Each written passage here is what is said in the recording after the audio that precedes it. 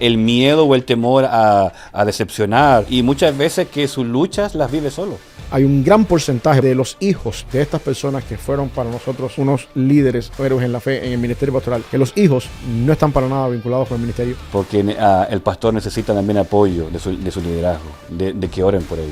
Tú sabes que estás trabajando con algo peligroso, en el sentido de que estás trabajando para el Rey del Universo, para el Rey de Reyes, y horrenda cosa es caer en manos del Dios vivo. Situaciones que no sé cómo resolver en el ministerio, eso no nos hace menos pastores.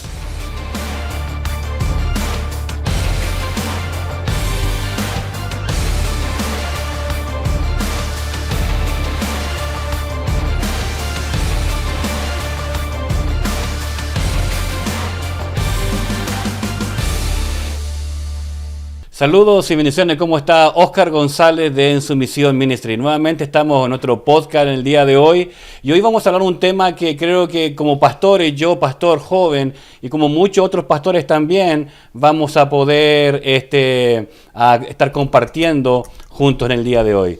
Pero antes, déjenme entregar esta frase que queremos dejarlo ahí para ustedes. Dice así: los pastores también se agotan, los líderes también lloran.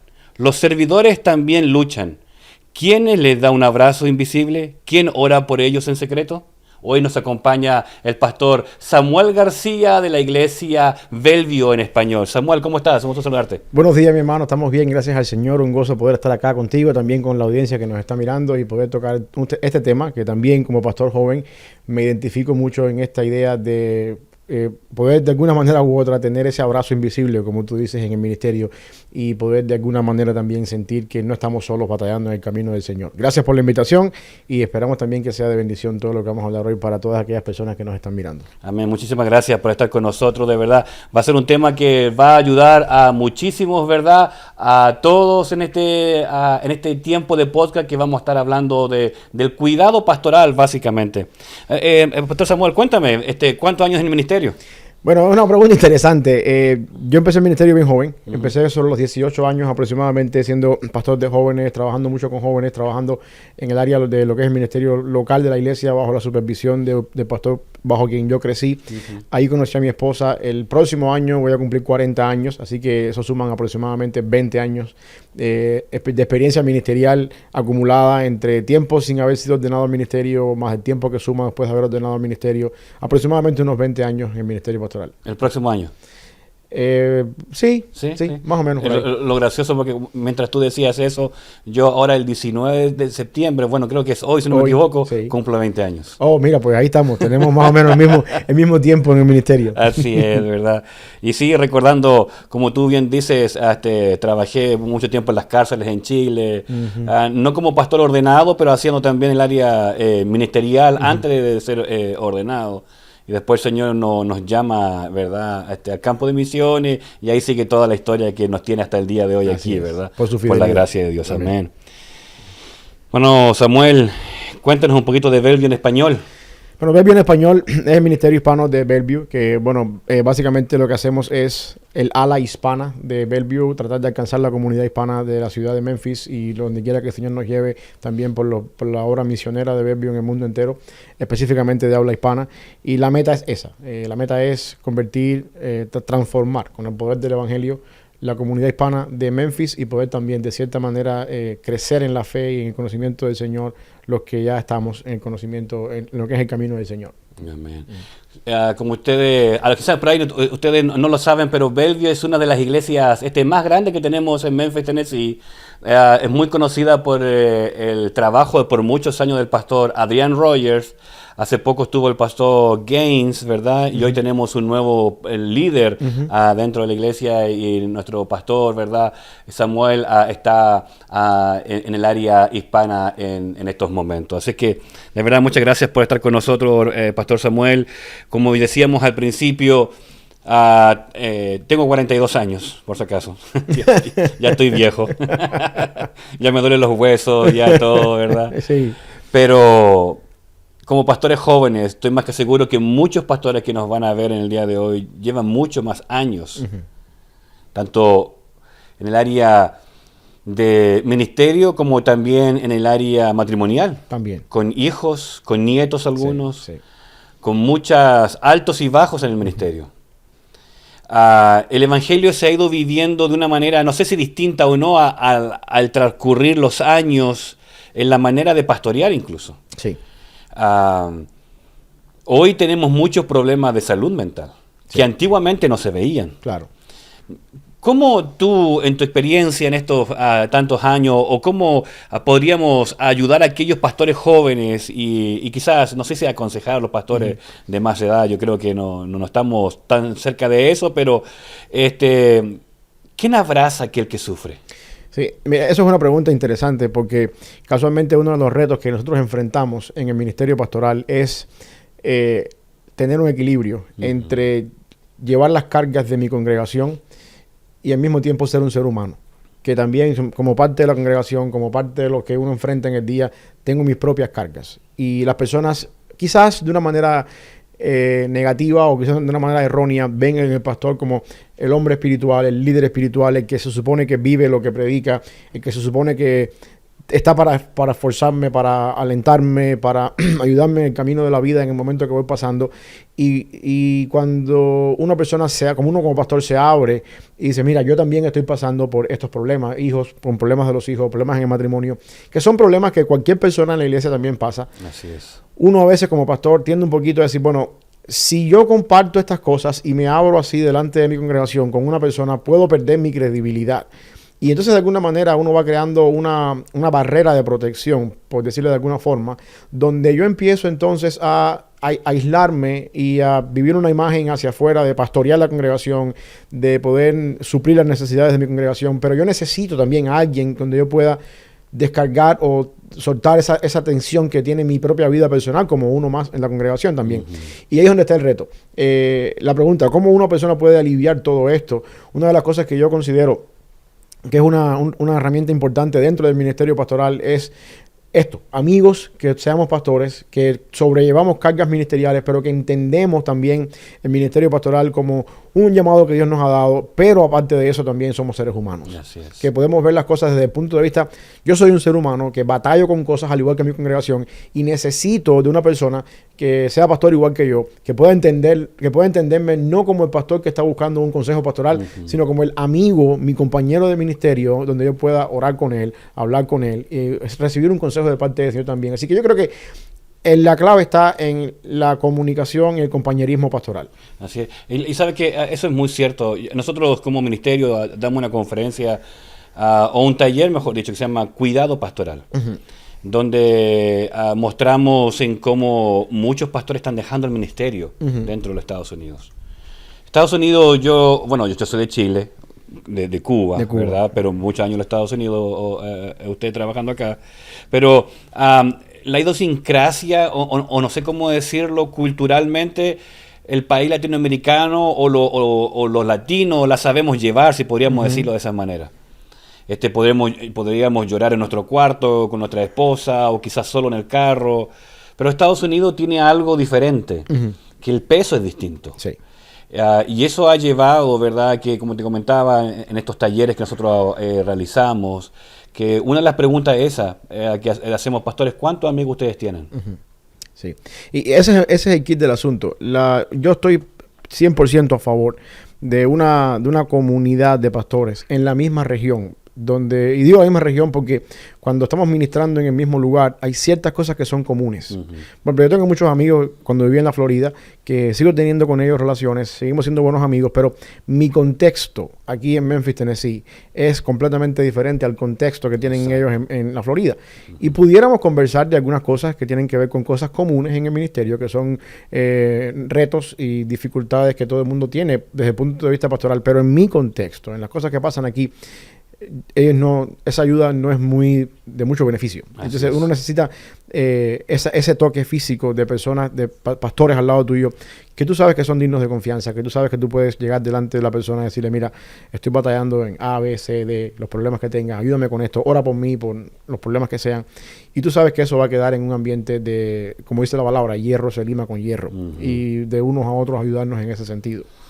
Así es. Sabe que estaba pensando en estos momentos, viendo de cómo cuando uno ve la vida del apóstol Pablo, ¿verdad?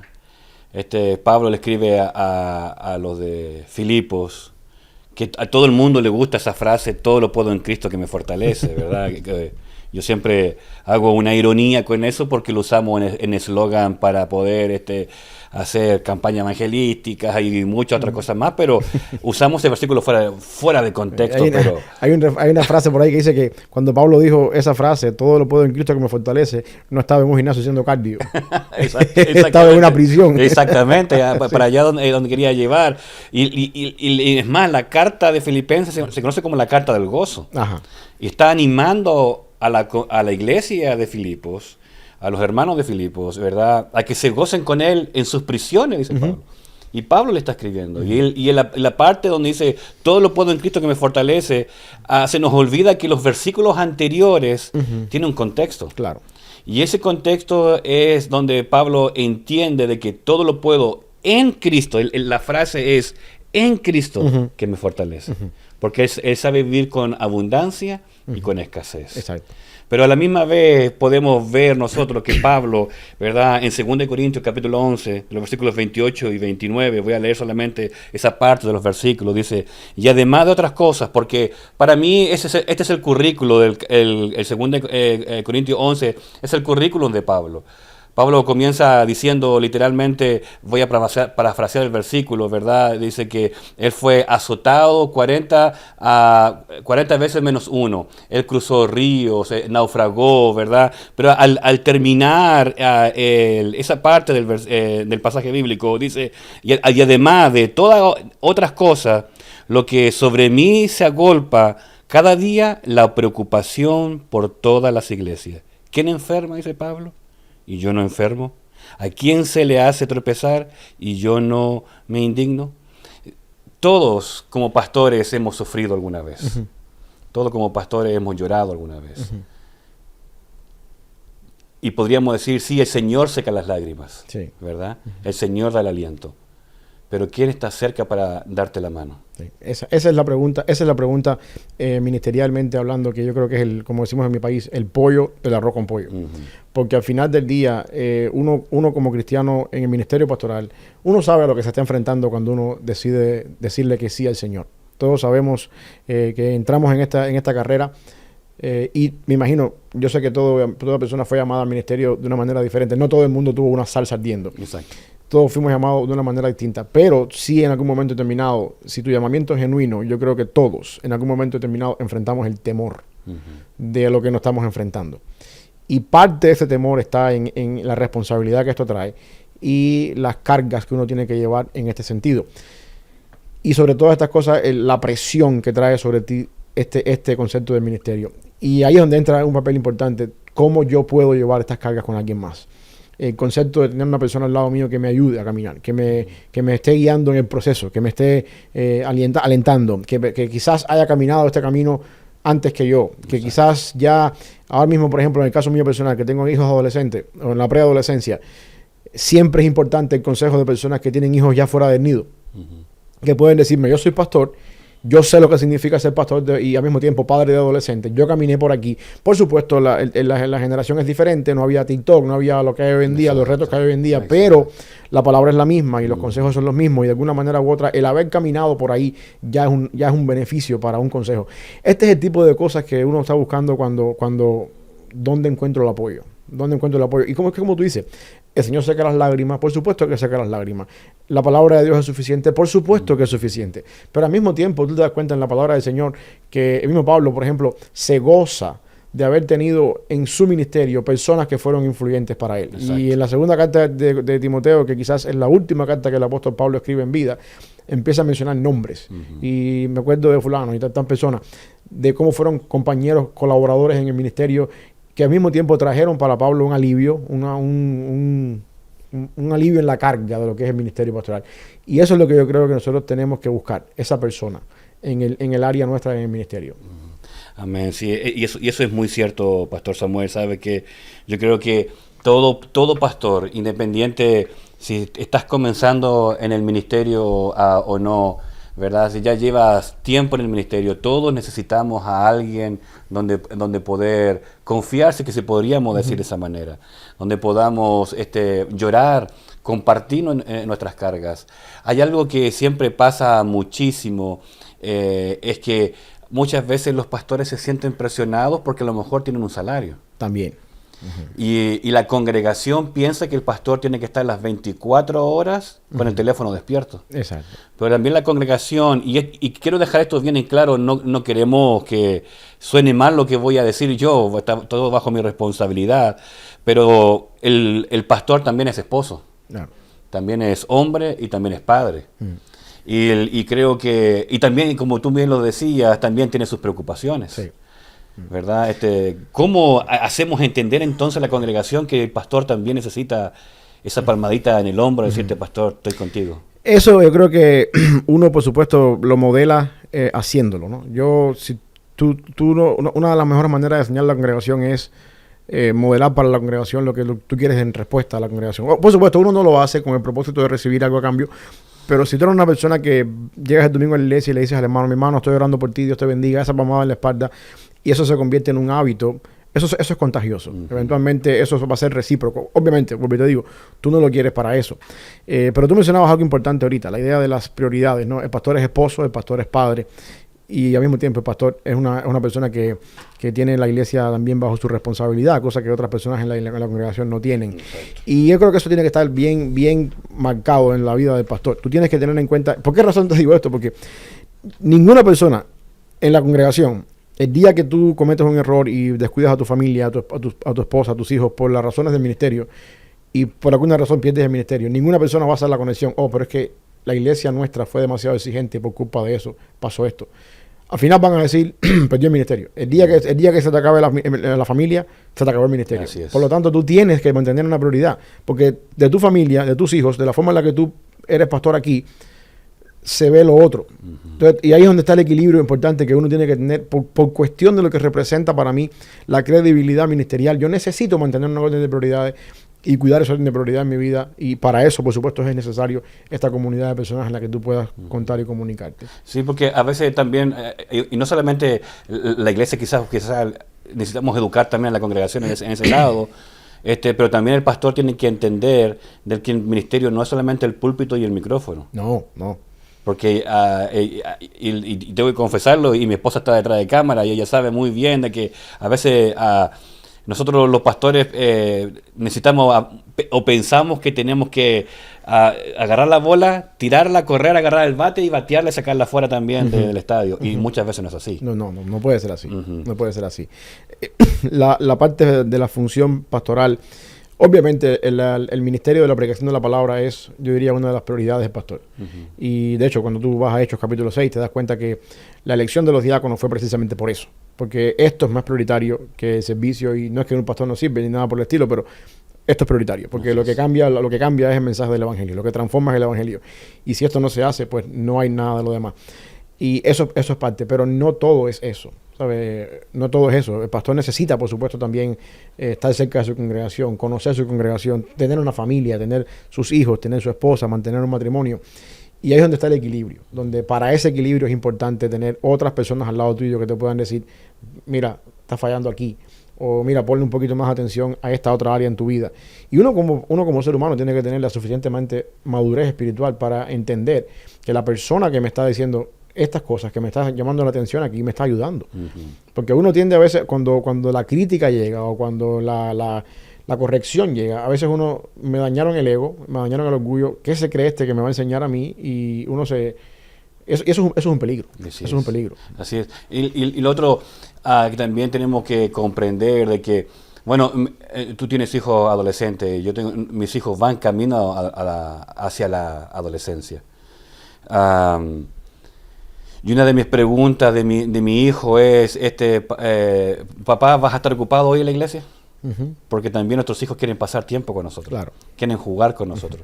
Entonces, yo recuerdo a un hijo de un pastor, que él decía de que el papá, aunque estaba cansado por muchas reuniones, él siempre tenía tiempo para jugar a la pelota con él. Y eso le marcó mucho. Es una generación de pastores, ¿verdad?, en la familia. Yo creo que eso nos hace falta también, reconocer eso. Mira, yo vengo de un contexto, bueno, si alguien nos está mirando y entiende el contexto cubano, sabe lo que estoy hablando, donde nosotros tuvimos en Cuba, en mi generación, yo voy a cumplir en febrero del año que viene 40 años, así que ya estoy casi que en la media vida, en la generación cuando yo era adolescente, vinimos de un contexto donde hubo muchos pastores en la obra bautista en Cuba que eran considerados héroes de la fe para nosotros. Y es interesante, y bueno, si alguno que me está escuchando es cubano, sabe que no me vas a mentir. Hay un gran porcentaje, por no decir la mayoría o todos, de los hijos de estas personas que fueron para nosotros unos líderes o héroes en la fe en el ministerio pastoral, que los hijos no están para nada vinculados con el ministerio. Son cristianos, obviamente, pero no es el tipo de cristiano que tú lo ves activo en el servicio de la iglesia, no son pastores, no están al frente de un ministerio. Y cuando tú te pones a mirar las estadísticas, muchas de las razones es porque mi papá fue más pastor que papá. Y entonces uno, como hijo, crea un mecanismo de defensa, psicológicamente hablando. La iglesia es el lugar que me robó a mi papá. Y por lo tanto, yo sí, por supuesto, creo en Dios y todas esas cosas, pero no. Hay una línea de separación allí. Por lo mismo. Y eso es lo que uno tiene que evitar. Sí, no sabes lo que tú dices es cierto. No solamente a lo mejor ha pasado en Cuba, pasa en los Estados Unidos también. También. ¿Cuánta gente que uno dice que también, por el lado americano, que son héroes de la fe, sí, verdad? Que sus familias eran el ministerio siempre. Y yo creo y no quiero que nos dirijamos, de que muchos líderes también viven con la culpa de poder abandonar el ministerio, porque confunden el ministerio con responsabilidad también, responsabilidad familiar, responsabilidad de padre, ¿verdad? Y viven yo creo que está esa culpa de decir, bueno, ¿sabe qué, iglesia? Necesito días para descansar, ¿verdad? Yo creo que el ministerio es una responsabilidad, obviamente es una responsabilidad. El ministerio pastoral trae contigo esta parte de que yo estoy jugando con algo que es sagrado. Bueno, uso la palabra jugando en el buen sentido, ¿no? Estoy trabajando en algo que es sagrado. Yo comparo muchas veces el ministerio pastoral con la persona que está trabajando en un laboratorio donde tiene que estar vestido con una escafandra porque hay muchos químicos y muchos virus que pueden ser mortales. Tú sabes que estás trabajando con algo peligroso, en el sentido de que estás trabajando para el rey del universo, para el rey de reyes, y horrenda cosa es caer en manos del Dios vivo. Pero al mismo tiempo, yo lo disfruto. ¿Sabes? Yo me siento bien con la congregación, yo me siento bien cuando estoy detrás del púlpito, yo me siento bien predicando, yo me siento bien con mis hermanos en la fe, me siento bien dando una consejería matrimonial. Siento que esto es lo que Dios me llamó a hacer. Es como ese sentido de satisfacción que tú dices, sí, esto es algo grande, es algo sagrado, es que hay que tener cuidado con esto, pero esto es lo que Dios me llamó a hacer. Cuando uno pierde ese gozo por el ministerio, ese gozo, eso es una señal de que algo está mal, Así es. de que tienes que buscar ayuda en algún momento. Y cuando el ministerio se convierte en una responsabilidad, porque es mi salario, porque es el income de mantener la casa, porque tengo miedo de ser un fracasado en la vida, porque tengo miedo de que digan después de ser una estadística más de los pastores que han caído por alguna razón, hay un problema ahí. Esos son algunos señales de humo, como digo yo. Hey, esto es el motor del carro está overheating. Estás viendo la aguja que está caminando para el lado rojo. Pon pausa y esta es la hora de volver a hacer algo en tu vida.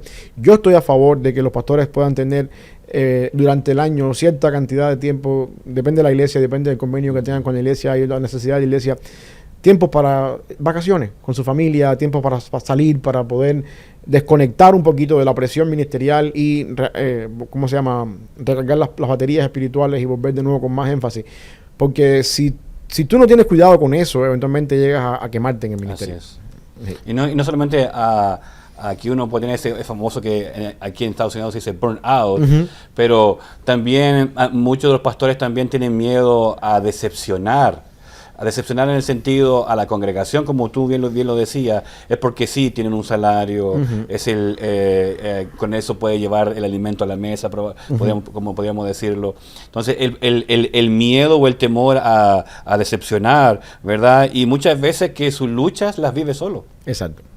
Y como tú bien decías, es un peligro. Es un peligro. ¿Sabes? Una de las cosas que a todos los que nos están viendo, yo todavía creo, y es verdad, cuando a veces yo tengo muchos problemas, no problemas malos, pero cuando tengo a veces situaciones que no sé cómo resolver en el ministerio, porque si hay cosas que son complicadas, yo agarro el teléfono y llamo a un pastor que tiene mucho más experiencia que yo. Claro. Yo tengo 3, 4 pastores que digo, pastor, ¿estás ocupado? Necesito hacerte una consulta. Claro. Yo creo que eso no nos hace menos pastores. No, al contrario. Yo tengo aquí en Memphis una persona con la que yo me reúno generalmente todos los viernes y ahí me hacen preguntas cruciales en mi vida. ¿Cómo está tu vida espiritual? cómo está tu vida matrimonial, cómo va la iglesia, en qué áreas puedo orar por ti, qué estás haciendo.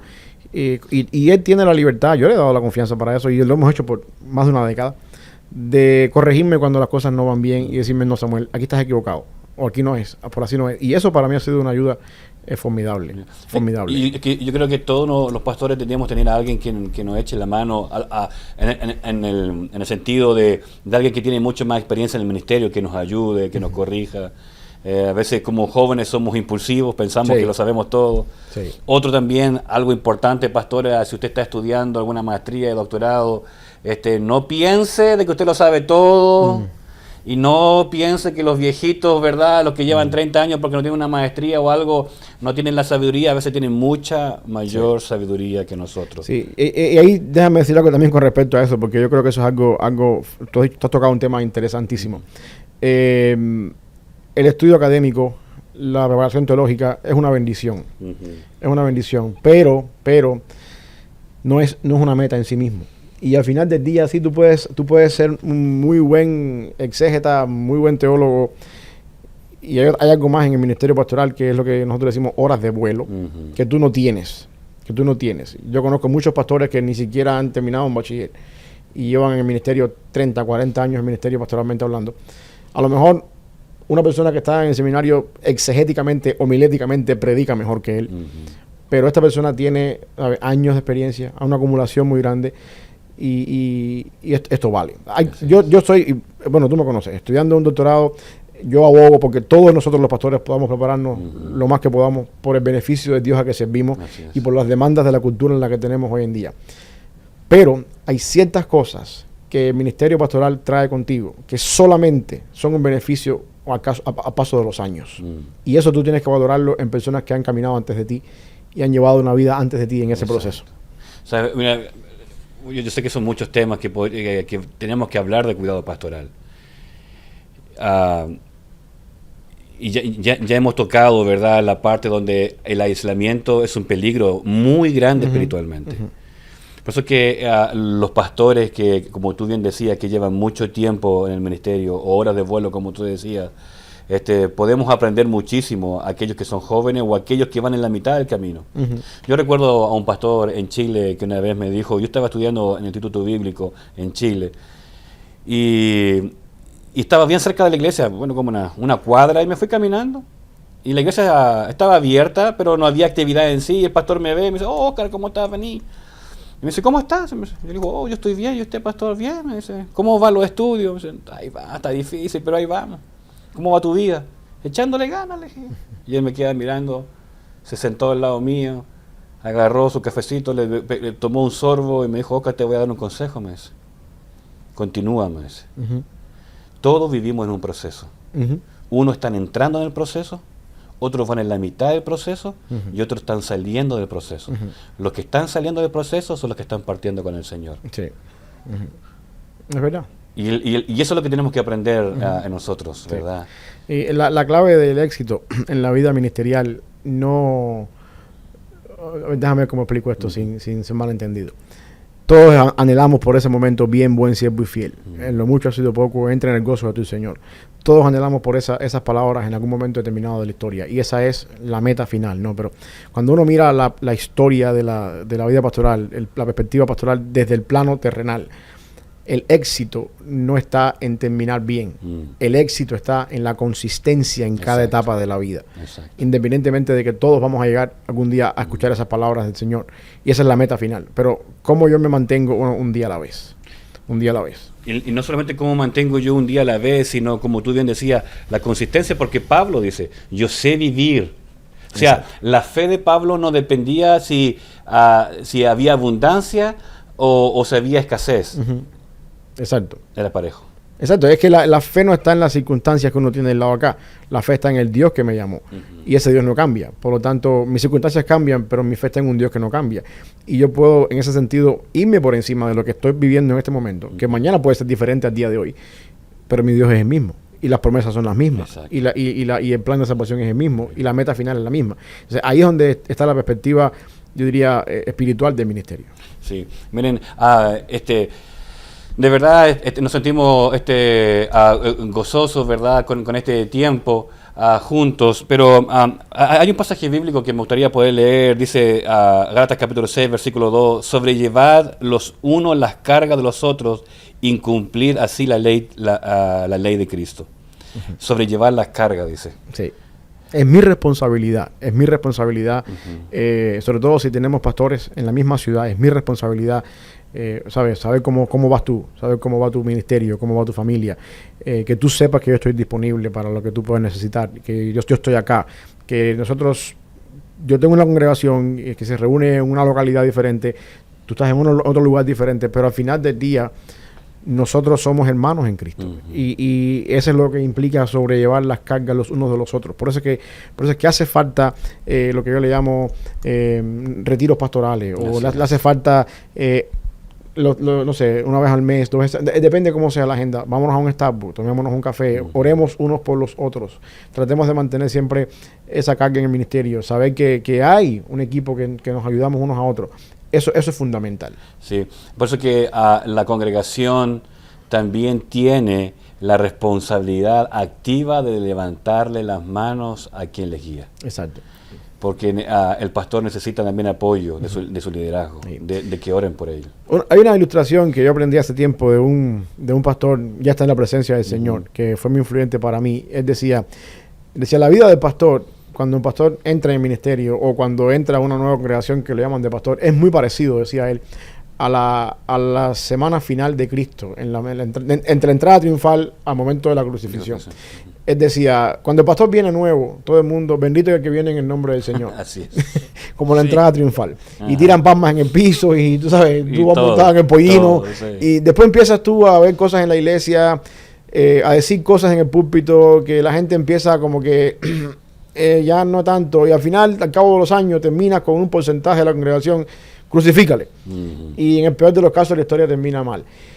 Hay un poco de ironía con todo esto acá, pero muchas veces sucede también así en el ministerio, ¿no? Tú estás entrando en una carrera donde tú estás diciendo cosas, tú estás exponiendo la palabra del Señor y estás diciendo cosas de una manera fiel a la palabra que no va a sonar bien en todo el mundo. Eso va a traer carga sobre ti, porque tú tienes una congregación que tú tienes que pastorear, una responsabilidad delante del Señor. No siempre lo que vas a decir va a caer bien. Y lo bueno que tiene tener otros pastores al lado tuyo, que están al lado contigo, es que eso mismo que tú estás experimentando, otros pastores también lo están experimentando. Así es. Y ahí es donde viene el beneficio de decir, yo sé lo que está pasando, vamos a orar juntos por esto, vamos a echarle ganas juntos los dos a esto, y que el Señor sea el que termine la obra. Tú sabes que cuando tú te paras en el púlpito y sabes que vas a tocar un tema en la predicación que tú conoces que ya va a ser contradictorio, y lo tienes que hacer porque la palabra del Señor tú la vas a predicar todo el consejo de Dios y no vas a seleccionar lo que te gusta. Tú sabes, voy a predicar esto, me voy a meter en problemas con algunas personas acá, pero yo no soy el único. Exacto. Hay 2 o 3 más en la ciudad que están orando por mí. Que están pasando y eso es un apoyo. Así es. Miren, estamos ya casi finalizando en el día de hoy. De verdad, Pastor Samuel, gracias. Hay mucho de qué hablar. Sí. Mucho de qué hablar. Déjeme decirle, Pastor, usted no está solo. El Señor está con usted. Su esposa está con ustedes. Estoy más que seguro, pastores, que su esposa han llorado con ustedes. Uh-huh. Estoy más que seguro, quizás por ahí, que sus hijos que son mayores también han llorado con ustedes. Estoy más que seguro, como decía el pastor Samuel, habrá gente que ha levantado el teléfono y te ha llamado y te ha dado una palabra de aliento. No, como decía un pastor mexicano que también partió a la presencia del Señor, me decía, no te rajes, Oscar. Uh-huh. De verdad, no se agüite, pastor. No sé cómo se dirá en cubano, no, pero estoy usando frases más mexicanas o centroamericanas. Podemos decir no te rajes, podemos decir también no te quites los guantes, no tires la toalla. No tires la toalla, exactamente, no tires la toalla, ¿verdad? Dios es fiel y yo sé que vamos a tener gente que va a estar a nuestro lado. Miren, puedes compartir tus opiniones, ¿verdad? En la cajita de los comentarios, ¿verdad? En Sumisión Ministry, en nuestro podcast. Y de verdad, estamos más que contentos. Déjeme terminar con esta frase, así como comencé al principio, quiero terminar con esta frase. Dice, a ti que has servido en silencio, pastor. A ti que has cargado el alma de otros con lágrimas. Dios no te olvida. Tú también eres su misión. Y nosotros queremos ser parte de tu cuidado. Sigue adelante porque estamos en su misión. Dios te bendiga, Pastor Samuel, muchísimas gracias. Gracias a ti, mi hermano, por esta oportunidad, y también gracias a toda la audiencia que nos ha estado escuchando en el día de hoy y viendo también, y que el Señor permita que lo que hablamos hoy pueda ser de bendición para sus vidas y también pueda ser algo que los motive a reforzar algunas áreas que necesiten algún tipo de esfuerzo. Amén. Dios les bendiga y les esperamos en nuestro próximo episodio. Bendiciones.